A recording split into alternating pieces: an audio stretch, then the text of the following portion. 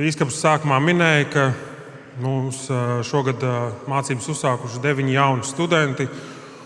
Un, kā bīskaps minēja, lai nav tā, ka mēs jums tikai stāstam, jā, ir tie studenti, jūs viņus arī redzējāt. Bet šie nav tikai tādi kaut kādi noalgoti aktieri. Un, lai to pierādītu, mēs viņus arī aicināsim, lai viņi kaut ko arī pasaka. Un es aicinu Klāvu un Jāni priekšā šeit. Es gan Klāvam teicu, lai paķer mikrofonu, bet viņš aizies. Okay. Tātad abi šie skaistie jaunieši, pirmā kursa studenti, tā ir? Tā ir. Un ļoti labi. Jā. Tad tāds jautājums katram no jums, un tad tu, Klāva, var sākt atbildēt, kā tu nonāci līdz BPI? Jā, paldies. Es jau BPI kopienā, esmu jau pāris gadus. Es sāku ar BPI drafts nometni. Un sākumā kā dalībnieks, un pēc tam jau arī man paaicināja kā vadītāju palīgā. Tas bija brīnišķīgs laiks. Un es redzot pārējos brāļus un kā viņi kalpo, es redzēju, ka tie džeki, kas ir studējuši BPI, ka viņi ir zinošāki un ka viņi spēja vairāk dot tiem, kam viņi kalpo. Un es sapratu sevi arī tādu vilkli, kad arī man gribas mācīties. Bet, kā jau bīskaps Emeritus minēja, to balsi sevi iekšā, viņu ir diezgan viegli noslāpēt. Un es viņu noslāpēju 1 gadu, es viņu veiksmīgi noslāpēju arī 2 gadu, bet tad, kad viņi atnāca arī 3. gadu, tad garš stāsts īsumā es esmu šeit. Super! 3 reizes nolaids BPI. Jā, mans ceļš uz BPI. Es biju daļa no Mateja un esmu 7-8 gadus, un līdz ar to BPI tā kultūra kopiena šeit ir labi zināma. Kad es teicu kādas pirmās uzrunas jauniešos, un cilvēki tās atzina par nebriesmīgām, viņi jau tur sāka teikt, tā kā varbūt kaut kad nākotnē būtu vērts iet tur. Un sākumā gan es to ideju tā krietni mēģināju atlikt nost, lai tas nav kaut kas tāds, ko cilvēki tur būtu man ierunājuši, bet lai, ja jebkad būtu tāds aicinājums, tad tas patiešām būtu no Dieva. Un tad, kad jau tika uzticēta šī atbildība kalpot jauniešiem, un bija biežāk arī jāsludina, un tās atbildības pieauga, un kad saprecēju savu sieviņu, un mēs sākām domāt, kas tad ir tas dzīves virziens, kurā Dievs grib, lai mēs ejam, tad es par mācībām sāku domāt jo īpaši un vairāk. Un bija vēl kāda skola, kur es domāju, tu tāds attālināts mācības Anglijā, arī tā kā laba iespēja, tur arī tur bija kā iespējams dabūt grādu, un tomēr, kad es pētīju to mācību organizētību procesu, es ļoti maz informācijas varēju saņemt par to, kas ir tie, kas māca, kas arī ir tā mācību programma. Un tad es atnācu uz BPI atvērto durvju dienām, paklausīties, ko tad sāka BPI. Un tur, man liekas, arī Lūkas un tu, Tomas, ļoti labi izstāstījāt par to, kas tad mūs īsti sagaida. Un man visvairāk uzrunāja tie 3 virzieni, kuros jūs teicāt, ka mēs tiksim mācīti, sagatavoti, un kas ir prāts, sirds un rokas, jeb zināšanas, raksturs un kaut kādas prasmes, ja tā drīkst pārfrāzēt. Un tas man ļoti, ļoti uzrunāja, jo zināju, ka man ir vajadzīga pieaugšana visās tajās jomās, un tā, es saņēmu tādus pamudinājumus, ka tā ir tā vieta, kur man būt. Okay, jā, paldies. Tad kā tad ir tas mācību process, kā viņš jūs ir ietekmējis vai ir mainījis, kur jūs esat redzējuši to izaugsmi, varbūt kalpošanā vai personīgajā dzīvē? Jā, varētu likties, ka pa 3 mēnešiem tur vēl nekas daudz nevarētu mainīties, ka tas tikai tāds sākums, un tomēr man šķiet es un man sieviņa jau tagad mēs redzam kaut kādas izmaiņas. Un, man liekas arī, ar ko es kalpoju kopā jauniešos, ir teikuši, tu esi sācis domāt mazliet citādāk, tu mēģināji sākt domāt bibliskāk, un kādas lietas, kur tu kādreiz varbūt teikt, ir absolūti šādi, es sācis bišķiņ vairāk izvērtēt, kā ir un kā varbūt domāt tā teoloģiskā bāze, kuru tu tik labi nepārzini. Un, man liekas, tā ir tāda baigā vērtība, bet es arī esmu kļuvis par tādu lielu lasītāju, ko es arī BPI intervijā teicu, ka man lasīšana galīgi nepatīk, un viņi teica, tev būs jāsāk lasīt. Un tad, šajās, sākot no kaut kura oktobra vidus, tagad līdz šim brīdim būšu izlasījis 2 grāmatas, kas man ir ļoti, ļoti patikušas, un tad arī pieķēros 3. tikko. Un mēs ar sieviņu tad iekopjam tādu dinamiku vakaros, ka mēs tā uztaisam tēju, atveram katrs savu grāmatu, palasam kādu laiku, un tas mums tāds ļoti jauks ritms. Un tas, man liekas, tādi 2 lieli ieguvumi kļūst par tādu cilvēku, kas mēģina būt zinkārīgāks par Dievu, uzzināt vairāk par Viņu. Arī tās domas ir vairāk tādas bibliskākas un mēģina tiešām gan pārliecināt, gan arī izšaubīt sevi tur, kur es stāvu savās pārliecībās par Dievu. Super, kā tev, Klāva? Tādu lielāko devumu šobrīd pagaidām es esmu sajūtis, domāju, ka mazajā grupā mums ir, es varu vairāk balstīt savu viedokli uz to, kas man ir mācīts, uz to, ko es esmu izlasījis. Bet mums ir lieliski pasniedzēji, un, piemēram, Igors Rautmans mums iemācīja arī, kā augļkokiem zarus griezt. Vēl viņš arī pa mentoringu mācīja ļoti daudz vērtīgas lietas. Bet mēs pasniedzējiem, arī es domāju, ka daudz ko iemācām. Mēs Lukasam mācījām braukt ar manuālo kārdu. Arī tas mums labi izdevās. Bet es domāju, ka laiks, ko mēs pavadām kopā, tās sarunas, ko mēs veltam viens otram, tie ir jautājumi par ticību, tie ir jautājumi par dzīves uzskatiem, un es domāju, ka ar šo mēs varam augt stiprāk kā kalpotāji. Okay. Un tad tāds jautājums, lai nebūtu tā, ka viss ir tikai super un brīnišķīgi, kas ir tādi varbūt izaicinājumi tieši tajā mācību procesā, ko jūs līdz šim esat piedzīvojuši? Tas, ar ko es jau biju rēķinājies, tā arī ir. Mācību process paņem daudz laika, un to nevar ielikt kaut kādā veidā savā esošajā grafikā. Tas nav iespējams. Nāks teikt nē. Nāks teikt nē daudz kam, ko tu iepriekš ikdienā esi darījis, ko tu gribētu, sākot no darba. Arī ģimenei kaut kādos brīžos ir jāsaka nē. Daudz lietas nav iespējams savienot. Grafiku nāks izveidot no jauna. Jā, tas ir izaicinoši. Jā, tiešām grūti tā pateikt. Arī pēc šiem 3 mēnešiem neliekās, ka mēs vēl būtu lausti tik ļoti izaicināti. Un tā noteikti var piekrist Klāvam, ka tas prasa laiku, resursus, un tos vienmēr dod. Tā ir kaut kāda upurēšanās.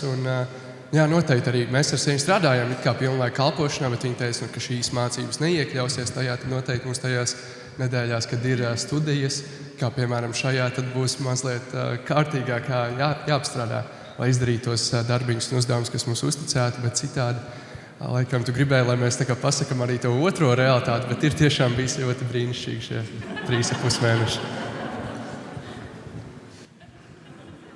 Pareizā atbilde. Balvas pēc tam. Tad vēl viens tāds ļoti svarīgs jautājums. Kāds ir tavs mīļākais siers? Man tas Jānis ir kā liktos, un tad jau tur jābūt tādai loģiskai paralēlei, vai ne ar Jāņu sieriem un tādai labai gaumei, bet nav. Es, man liekas, ņemu to parasto kaut kādu tilzītu sieru veikalā, un to arī jāda. Un Klāvam? Es teikšu Holandas. Jā, okay. Parastais, klasiskais. Pareizās atbildes. Paldies brāļiem. Un tikai īsumā gribu parādīt jums karti, lai redzētu to, kur tad tie studenti, absolventi ir. Un, pareizāk jau laikam būtu bijis krustiņas ielikt, ja, tā kā Pēters teica. Viņi to krusta zīmi ievelk. Un tur ir tādi lielāki bumbulīši, nevis tāpēc, ka lielākas pilsētas, bet tāpēc, ka tur vairāk to mūsu studentu un absolventu ir. Un, lai vienkārši ieraudzītu to, ka arī tā jūsu iesaiste, lūdzot un atbalstot un kalpojot BPI, tas nav tikai par šo studentu vai par šo absolventu, bet tas ir stāsts par to, kā jūs patiesībā caur to svētiet arī visu Latviju. Jo tur, kur viņi ir, tālāk viņu uzdevums ir nest pārmaiņas un kalpot un svētīt arī citus. Un jūs svētījāt, lai tālāk mēs varētu svētīt arī citus. Ļoti dažas tādas bildes parādīšu jums stāstus. Piemēram, mums ir Talsi. Talsi viens no absolventiem Mārtiņš, kurš arī šovakar ir šeit. Viņš saņēma aicinājumu no Dieva, ka viņš grib dibināt Talsos draudzi. Lai gan tur ir draudzes, un mums ir arī baptistu draudze, bet Mārtiņš ir atrādis tādu nišu, un īpaši tur nāk arī jaunieši, un jau ir pāris gadi, kopš Mārtiņš aktīvi iesaistās kalpošanā un dibinājis draudzi. Mēs pagājušā svētdienā viņu ar 2 nedēļas atpakaļ mēs viņu arī iesvētījām, licencējam kā sludinātāju arī Talsos. Tad nākamā vieta ir Valmiera Ilvars Ieviņš, kurš sākotnēji, kad viņš mācījās BP, viņam bija vēlme un tāds redzējums dibināt draudzi Ropažos. un tur jāatzīst, viņam neizdevās tas, kā viņš gribēja. Un varbūt pat nonāca kaut kādā punktā, vai vispār, Dievs man vispār var lietot, vai Dievs man var vadīt, vai es vispār esmu noderīgs. Jo redz, man nav sanācis to, ko es gribēju.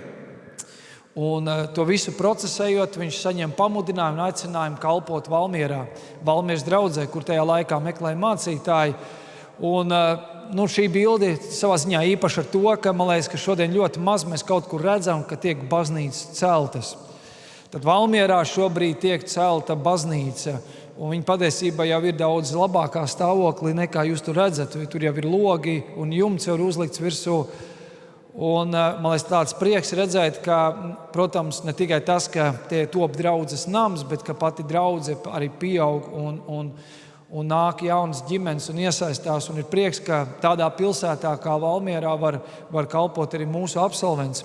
Nākamā vieta Sabile. Es no Sabiles nevaru nepieminēt šo pilsētu loģiski, ja es viņu katrā banketā pieminu, bet prieks ir par Ārti un Ingūnu, kas kalpo Sabilē un dibina draudzi Sabilē, kur kādam liekas, vai Sabilē vispār kaut ko var izdarīt, jo starp citu Sabilē ir bijuši daudz mēģinājumi nodibināt draudzi un īsti nekas nav sanācis. Un Ārtis ar visu to, ka apstākļi nav vienkārši, viņš ir saņēmis un atsaucies un kā tāds no Sabilē būvē šķirstu, ko sauc par Sabiles Baptistu draudzi. Un mums jāpasakās ir arī uzņēmējam Anzanovam, kurš uzdāvināja patiesībā telpas, kur agrāk bija veikals Topiņš. Un viņš uzdāvināja, viņš teica, lietojiet šo vietu, lai tur var būt draudze. Un kas ir interesanti, ka tā vieta, kur Ārtis kalpo, kur ir tas krusts, kur savā ziņā ir altārs, tā ir vieta, kur padomju laikā tika tirgota maize. Tur bija maizes veikals. Un cik simboliski, ka šobrīd Ārtis tur pasniedz svēto vakarēdienu un Kristus miesu un viņa asinis un kalpo cilvēkiem ar šo garīgo barību. Un arī tā ir tāda liela svētība. Un tad ceturtais, protams, mēs kā baptisti nevaram parādīt Liepāju, Raitis, Aija, un viņi ir arī šeit šovakar. Un man liekas, kas man īpaši runā, un tur nav tikai Raitis, ir arī Kārlis Baštiks, kas kopā ar Raiti kalpo Liepājas Pāvila draudzē, bet man uzrunā arī tas, ka viņi kā draudze meklē to iespēju, kā var svētīt pilsētu, un jau vairākus gadus viņi vasarā organizē tāds pilsētas svētkus, draudzes svētkus parkā, aicina cilvēkus un tādā veidā veido attiecības ar cilvēkiem un sludina evaņģēliju. Bet šajās bildēs viss ir kaut kas tāds kopīgs. Ne tikai tas, ka viņi ir absolventi, bet tur kopīgais arī tas, ka jūs redzēt, visur ir kristības. Un tas ir tas galvenais mērķis, kāpēc viņi kalpo, lai cilvēks aizsniegtu ar evaņģēliju un lai pieskartos cilvēku dzīvēm, lai cilvēkiem var notikt šī sastapšanās ar Dievu. Un vai tā būtu Sabile, Valmiera, Talsi vai Liepāja vai kāda cita vieta, tās izvēles, ko cilvēki izdara, sekot Kristum, un tas ir tas, kas mūs ļoti aizkustina, un tā ir tā ietekme, ko mēs gribam atstāt, un jūs katrs esat daļa no tā visa, jo jūs esat palīdzējuši no šiem brāļiem uz šīs starta līnijas sākt un uzsākt šo skrējienu, un tālāk ar Dieva palīdzību arī turpināt. Bet vienu stāstu es gribētu parādīt arī video. Un, tas ir stāsts par mūsu otrā kursa studentu Danielu, kurš nāk no misijas draudzes, tā ir krieviski runājošā baptistu draudze, bet viņam ir stacija, kurā viņi kalpo, tā ir draudze, kas tika savā laikā dibināta Vecmilgrāvī. Un tāpēc uzmanību video un šim stāstam.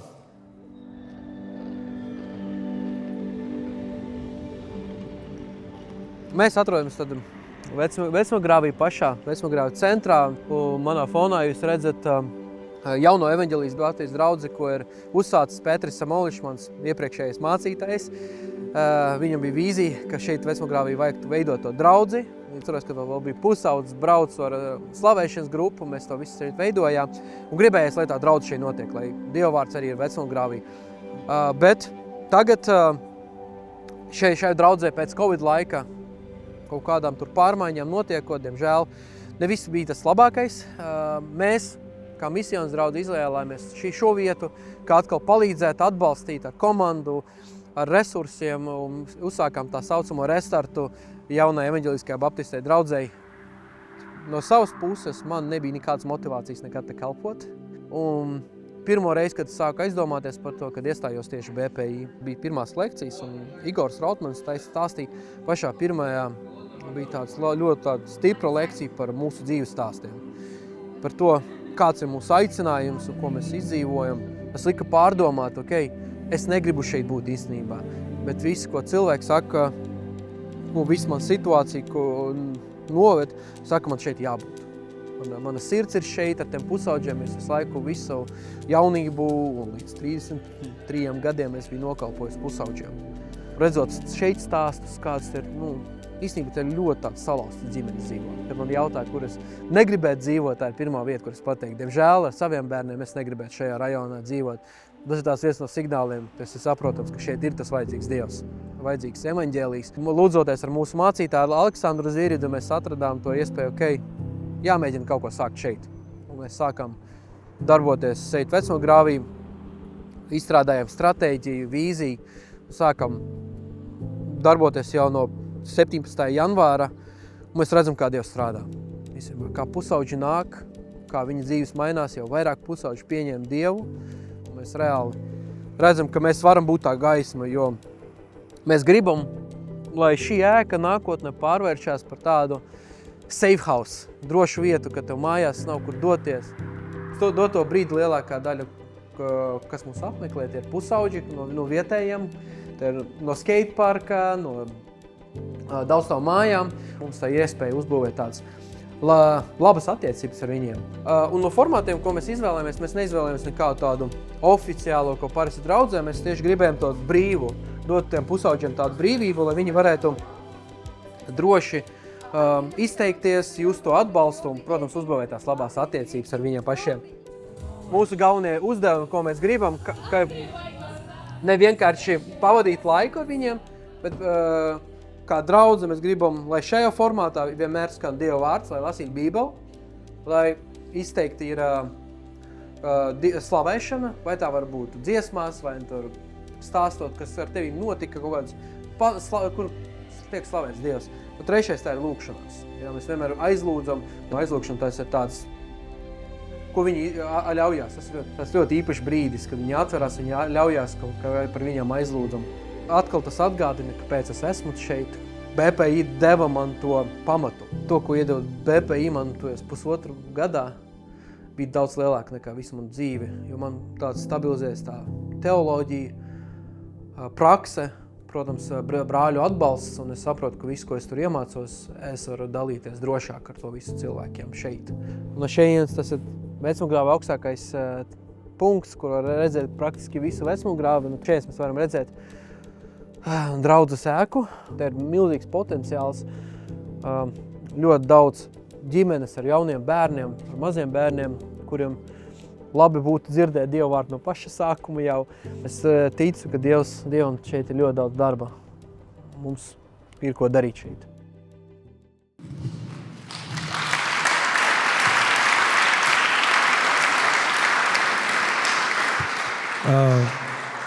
Daniels, starp citu, ir mūsu vidū. Daniel, uz pāris vārdiem.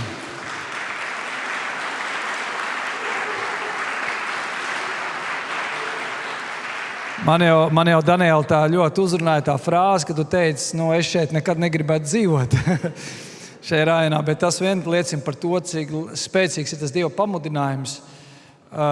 Kā tev bija ar BPI? Atnākt un mācīties BPI, vai tev tur arī nebija, vai tev bija tā, ejam, daram? Es tā, no paša sākuma, arī nebija domājis, ka es kādreiz mācīšos BPI. Mums bija paziņas, kuri pabeiguši BPI, bet priekš manīm tas bija ļoti tālu vienmēr. Bet pēc tam 20. gadā, ieejot tajā visā komunā, saucās BPI drafts, redzot visu to brālību, es sāku vairāk dzirdēt, kas notiek tur, kas viņus kopā vieno. Kaspars vairākas reizes katru gadu mudināja, ka var iet, bet, diemžēl, bija pilna laika, man nebija iespējas iet. Es saprotu, ka tagad ģimene man bija prioritāte, bet Pagājušo gadu Tomas pateica, ka mums ir iespēja nepilnā laikā brīvdienās mācīties. Es tā, es maz pateikšu to sievai. Sieva laikam pateiks, ka nē, es vajag mājās. Sabrīmī atnāca pateicis situācijas, sieva saka, nav nekādu problēmu, droši dodies. Tāpēc. Un atbildot arī uzreiz, kāpēc esmu BPI, varbūt man nebija, es nekad nebiju domājis būt par mācītāju, vēl projām tās manas šaubas, tās manas cīņas, bet man tā svarīgākais bija tā brālība, ko es joprojām izjūtu, ka man patīk to, ko māca teorētiski, tās teoloģija, bet tieši tā brālība, tas, kas turās, es arī dalījos vienam brālim šeit, ka jautā, vai ir grūti to darīt, īstenībā katru piekdienu, sestdienu braukt. Es domāju, daudzi no tie, kuri mācās, atbalstīs, kas ir brīnišķīgs laiks. Tas nav tā, ka es braucu uz skolu no rīta 8 un negribu katru dienu. Bet to piekdienu tu brauc ar tādu iespēju atpūsties no mājas rutīnas, parunāt ar brāļiem un tā iedrošināties. Jā, paldies. Cerams, ka sievas šo nedzirdēja.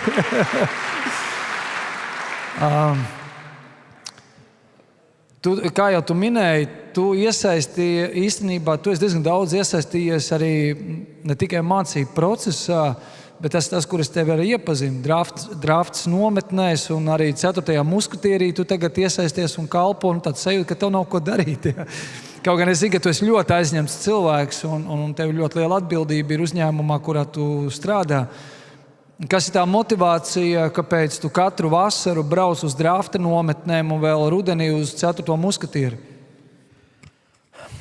Tur ir divas motivācijas. Es to pagājušo gadu, kad mums bija salidojums, es stāstīju to. Pirmais ir egoistisks. Diemžēl tie, kas bija draftā, zina, ka otro reizi tur aizbraukt nevarēs. Bet ar tiem večiem gribās vēl atrasties kopā. Un priekš manīm tas svarīgākais, tas mans egoistiskais, man gribās pavadīt laiku ar tiem vīriem. Man bija prieks, ka Mārts man uzaicināja gan vīru draftā, gan 4 piedalījies, ka Aleksandrs katru gadu sauc mani, vēl neesmu apnicis viņam draftā puišiem. Un tas man iedvesmo reāli. Ir labi, kad ir labs pasniedzējs, kas var labi pastāstīt, bet vēl vairāk man patīk tad, kad tu vari izdzīvot kopā ar tiem vīriem to vīrišķību, to atbalstu, un īstenībā no tā es vairāk mācos nekā no vārdiem. No tā, ka tā tas atbalsts notiek. Tāpēc pirmais, ja tas ir egoistisks, man pašu sevi iedvesmo atrasties ar tiem vīriem. Un otrais, protams, es saprotu, ka mūsu valstī Latvijā ir nepieciešama, ne tikai mūsu valstī, bet pasaulē nepieciešama normāli vīri. Normāli, stabili vīri, kuri var rūpēties par savām ģimenēm. Un tagad arī, kāpēc mani vēl joprojām iedvesmo būt vecmogrāvis draudzē, to, ko es daru, tur ļoti daudz vīru iet.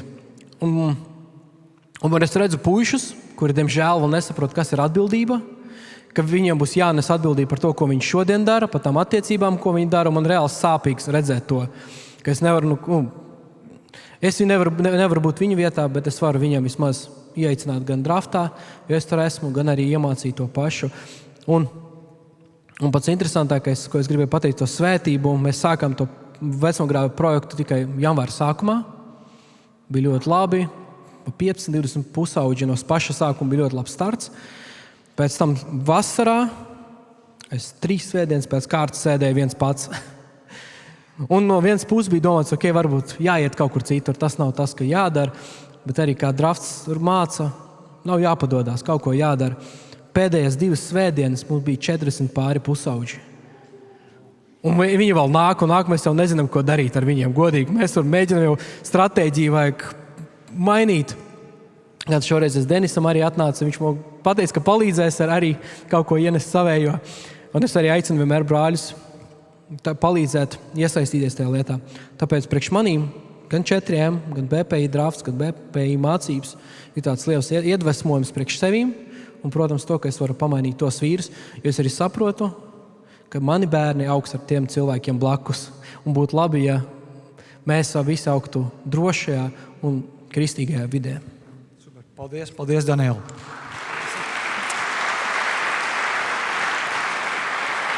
Un īpaši tas uzrunās, zinot to pagātni, no kādas pats Daniels ir nācis un kāda viņam ir bijusi bērnība un kādā vidē viņš ir audzis. Un tā ir milzīga Dieva žēlastība, ka šodien viņš ir ģimenes cilvēks un strādā ļoti labā darbā un kalpoja.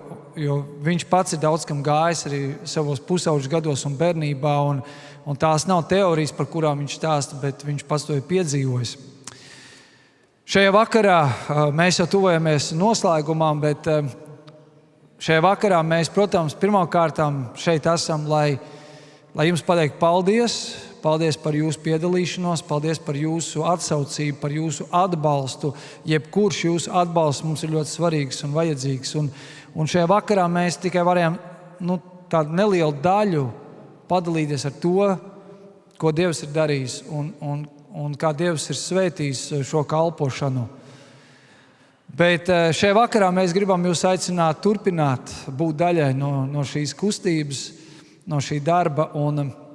Un tādēļ mēs arī šovakar aicināsim jums izdarīt izvēli, būt par BPI sadarbības partneriem, atbalstītājiem. Un tādēļ jums uz krēsla ir tāds aploksnīts. Un pirms es paskaidroju par tām aploksnītēm, ir svarīgi arī informēt par tām vajadzībām. Kas ir tas mūsu mērķis mūsu nākamajam gadam, ko mēs vēlamies ar kopīgiem spēkiem arī sasniegt? Pirmkārtām, mūsu stūrakmenis, tā ir pastorālā programma ar dažādām iniciatīvām un šo kalpošanu. Tas mūsu mērķis, lai mēs varētu normāli uzturēt mūsu kalpošanu, šo pastorālo programmu, tie ir 50,000 eiro gadā. Un ar jūsu palīdzību un kopīgu atbalstu mēs to ceram arī sasniegt. Kā arī mēs, protams, arī cenšamies piesaistīt atbalstu arī BP Drafts nometnēm. Nākamā gadā 4-5 nometnes tiks organizētas. Un atbalsts ir tāpēc, ka mēs neprasām pilno dalības maksu, cik faktiski tā nometne varētu izmaksāt, zinot to, ka ne visi jaunieši to var atļauties. Un mēs tiešām negribam, lai finanses būtu kā šķērslis. Un tāpat laikā ir pat jaunieši, kas pat to visu dalības maksu nevar atļauties, un jūsu atbalsts dos iespēju jauniešiem un arī pat kādiem vīriem piedalīties drafta nometnēs. Un mēs arī aicinām atbalstīt 4. muskatieri, un lai arī tur vīri maksā dalības maksas, tomēr tās kopīgās izmaksas ir lielākas, un ar visu kopīgo mūsu tādu iesaistīšanos mēs arī varam palīdzēt arī šo projektu īstenot. Un patiesībā 4. muskatieru mums vada Mārcis Zīverts, kurš ļoti labi to dara, un arī Mārcis ir šeit, un paldies Mārcim par to. Tās ir tāds mūsu 3 tās vajadzības, mērķi. Un jums ir šīs aploksnītes, un pirmkārtām būtu svarīgi, ka tajā pirmajā pusītē ir jūsu kontakta informācija. Un zinu, ka kādi no jums to jau pildat 18 gadus. Bet mēs tiešām gribētu būt tādā saiknē ar jums. Un ja vien jūs negribat būt šovakar anonīmi, tad uzrakstiet savu vārdu, uzvārdu, jūsu tālruņa numurs, e-pasts, jo mēs labprāt regulāri ik pa laikam jums sūtīt arī jaunumus, ziņas par to, kas notiek, par ko jūs varat aizlūgt, par ko jūs varat kopīgi pateikties, un lai jūs sekot līdz tai mūsu dzīvei, tai mūsu ikdienai.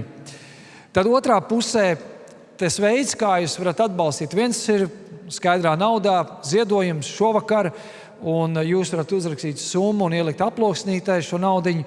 Otrs ir ziedojums ar pārskaitījumu, un šeit ir šis QR kods, kas jūs aizvedīs līdz BP mājaslapai, un tur ir funkcija, kur jūs varat arī noziedot vai norādīt summas vai paši izvēlētu summu. Kādi no jums, es zinu, ka to dara, un patiesībā tas pat mums ļoti palīdz, ja varbūt nav viena uzreiz summa, kas tiek noziedota, bet ka jūs apņematies tā ik mēnesi vai reizi ceturksnī atbalstīt mūsu kalpošanu, mūsu iniciatīvas. Un šeit jūs varat to arī atzīmēt. Kas būtu tā jūsu apņemšanās, cik jūs mēnesī vai ceturksnī būtu gatavi dot un ziedot, lai atbalstītu šīs kalpošanas. Un varbūt ir kāds cits veids, kā jūs varat iesaistīties, kā varat atbalstīt mūs. Un ir cilvēki, kas kādreiz pat ar kādām praktiskām vajadzībām, kuras var noderēt gan nometnē, gan BP mācību procesā, tad šeit jūs to arī varat atzīmēt un uzrakstīt. Vai ir kāds cits veids, kā jūs varat atbalstīt. Un pašās beigās ir atzīmējiet, ka jūs tiešām gribat saņemt no mums arī kādus jaunumus. Mēs apsolam, mēs jūs bieži netraucēsim, bet labprāt mēs ik pa laikam arī dod ziņu par to. Katrā ziņā neviens no jums nav obligāti šovakar ziedot. Jūs varat arī mājās vēl to pārdomāt, pārunāt, bet mēs tiešām ļoti novērtēsim, ja jūs būsiet daļa no šīs kalpošanas, ar ziedojot un atbalstot. Tā kā es dodu jums laiku, es pirms tam gribētu arī kopīgi, ka mēs varam lūgt Dievu. Un tad es jums došu laiku, jums ir rakstāmie padomāt, saprast no Dievu, kas ir tas jūsu apņemšanās, un tad ielieciet to visu aploksnītī atpakaļ, un tad būs mūsu studenti, kas tās aploksnītes palīdzēs arī savākt. Kungs, debes Tēvs, mēs Tev pateicamies par visiem tiem stāstiem, ko esam varējuši dzirdēt. Paldies, Dievs, par to darbu, ko Tu 18 gadu garumā esi darījis caur BPI. Paldies par tiem pasniedzējiem, kas ir kalpojuši. Paldies par tiem studentiem, kas ir mācījušies, absolventiem. Pateicamies par katru ziedotāju, atbalstītāju, par katru lūdzēju, par katru mentoru, padomdevēju. Tiešām liela ir tā komanda, kas piedalās šajā darbā. Un mēs arī pār visām pateicamies, ka šis darbs nav bijis veltīgs. Tas ir ietekmējis šo vīru dzīves, bet vēl vairāk tas ir ietekmējis visu mūsu Latviju, mūsu draudzes, mūsu pilsētas, mūsu ciematus. Kungs, Dievs, dod savu svētību, ka Tavs darbs var vairoties un ka evaņģēlijs var izplatīties, ka Tavu valstība tiešām ienāk tur, kur Tu esi, tur, kur studenti, absolventi, garīdznieki, vīri, brāļi, māsas kalpo, lai tiešām viņi sajūt, ka šeit ir Dievs, šeit Tu esi, šeit Tu mājo. Dievs svētī arī izdarot izvēli, atbalstot BPI, lai to, ko Tu esi līdz katra sirdī, lai tā apņemšanās var notikt. Un pateicamies, ka mums ir bijis viss pietiekoši, lai mēs varam īstenot to nodomu, ko Tu esi līdz mūsu sirdīs. To lūdzam Kristus vārdā. Āmen. Lai Dievs jūs svētī un lai jums labs tāds lūkšana pārdomu laiks.